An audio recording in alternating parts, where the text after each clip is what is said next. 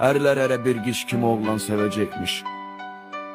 Evlerdeki nisvanları neylerdin ilahi? Daş kalpli insanları neylerdin ilahi? Bizde bu soyuqqanları neylerdin ilahi?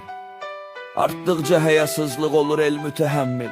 Her zulme dözen canları neylerdin ya? Bir dövrdə kim sidqi səfa qalmayacaqmış. Bilməm belə dövranları neylerdin ilahi? Məzlumların gözyaşı dərya olacaqmış. Dəryaları, ümmanları neylerdin ilahi? Seyyadi cəfakarda rəhm olmayacaqmış. Ahuləri, ceyranları neylerdin ilahi? Bağın əkinin xeyrini bəylər görəcəkmiş. Toxum əkməyə dehqanları neylerdin ilahi? İşrəncbərin güc öküzün yer özününkü.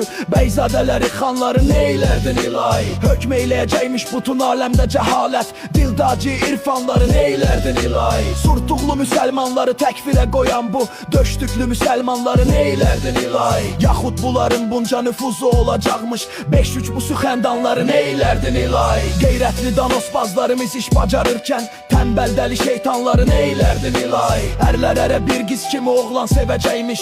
Evlərdəki nisvanları neylerdin ilahi? Tahkirlərimiz sonyalara bənd olacaqmış. Bədbəxt tükəzbanları neylerdin ilahi? Sübhanəkə, sübhanəkə, sübhanəkə ya Rəbb. Baxdıqca bu hikmətlərə heyran oluram həb. Neylerdin ilahi? Neylerdin ilahi? Neylerdin ilahi?